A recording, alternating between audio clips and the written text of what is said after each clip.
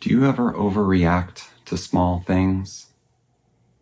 You spill something, someone gives you some light criticism, or you make some kind of small mistake, and suddenly your whole world becomes dark and bleak. I call those small things because from the outside, they might look small, but internally, they are not so small.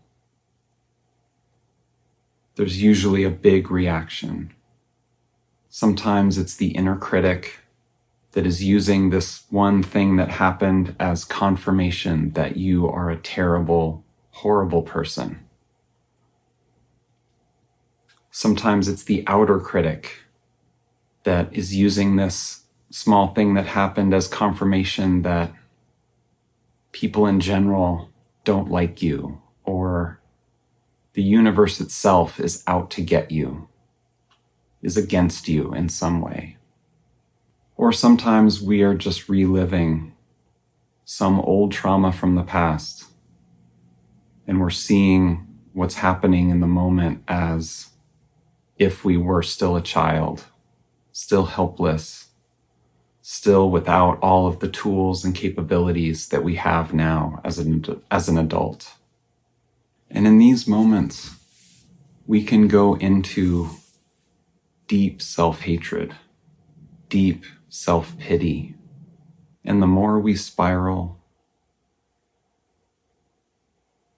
the more other negativity kind of gets picked up. Everything in our life suddenly looks very bleak, very hopeless. And it can last for minutes, or it can last for hours, or sometimes even for days. Some trauma therapists call this an emotional flashback, because we are going back to a part of ourselves that is very old. It could be from childhood or even infancy. It could be from later than that as well, but my experience is from those early ages. It's like we are sent back in time to this younger part of us that was treated badly, either through some form of abuse or some form of neglect. And we relive those feelings. If you ever notice, those are very old feelings that you're having, but just in a new circumstance. When I first learned about what an emotional flashback was, and learned about some of the things that you can do when you have them, and just in general, if you get them, it was life-changing for me. I finally had a name for this experience that I had been having my entire life, but I never knew what it was. I kind of knew that other people didn't have it, but that only made me feel more ashamed and more alone. And being able to recognize, especially recognize in the moment, that I am having a flashback. It has saved relationships, and it has made my daily experience of life so much better. For me, all it takes is a friend to say something, or a coworker, some small interaction, or some thing that I do on my own, some mistake that I make, and I can spiral from that. I call it the cold, harsh world because the entire world feels much colder and harsher than it already normally seems to be. My whole perception shifts that dramatically.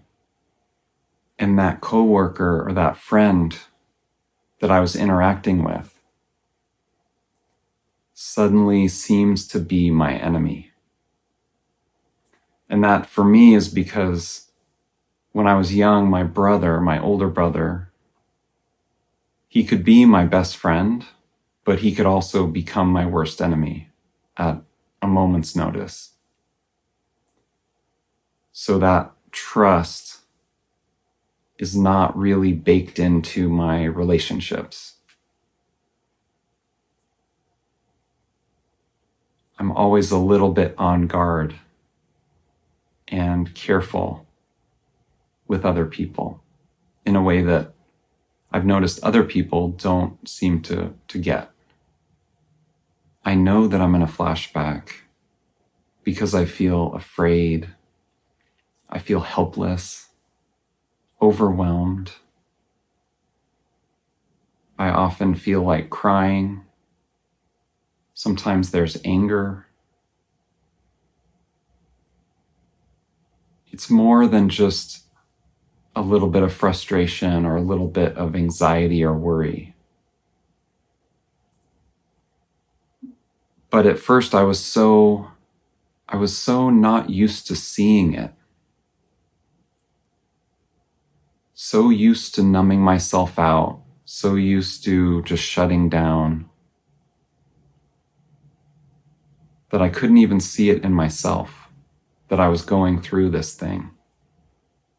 And instead of just trying to push it down and ignore it and pretend it's not there, meanwhile, I'm feeling very upset inside.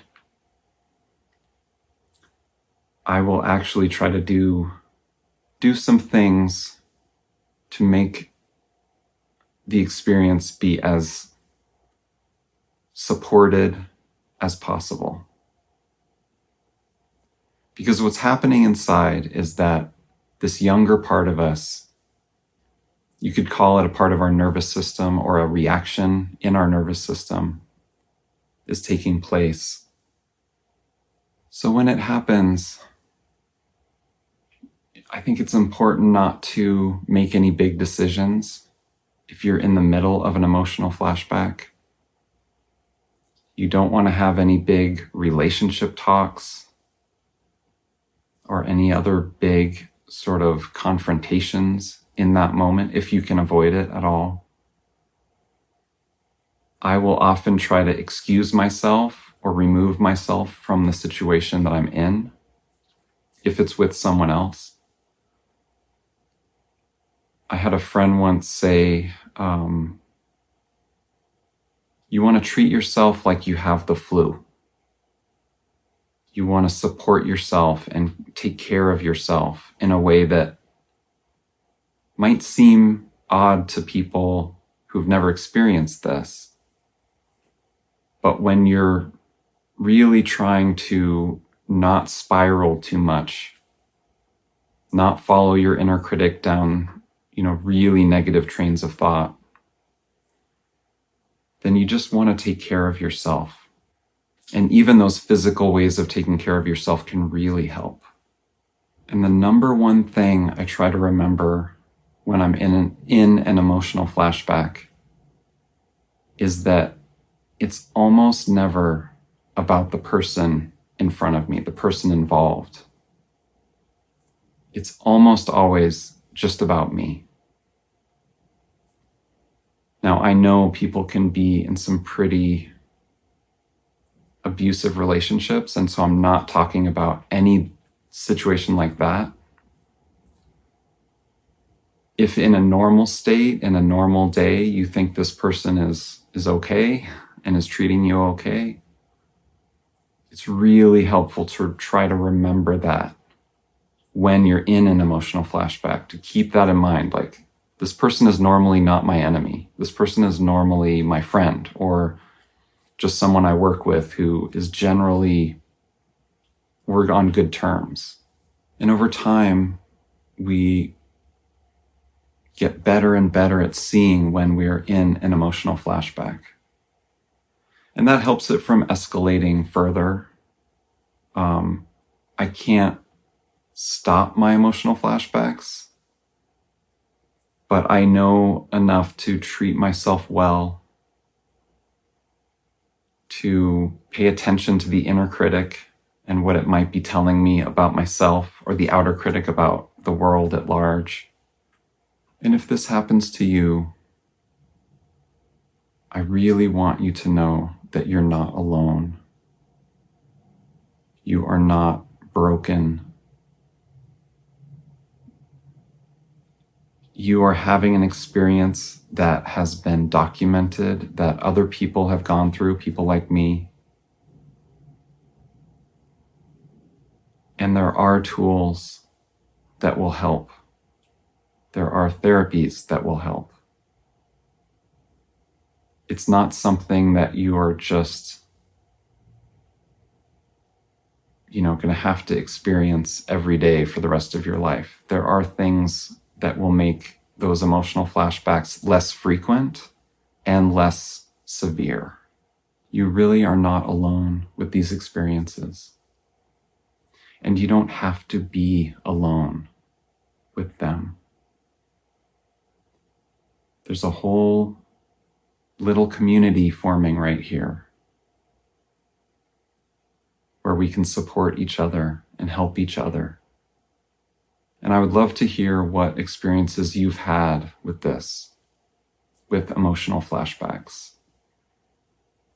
When did you learn that you experienced them? What are some ways that you manage them or take care of yourself while you're having them? Any comment you leave will help other people who didn't comment or didn't say anything but are wondering what to do. It'll help those people. Thank you so much for being here. Until the next video, be well and take good care.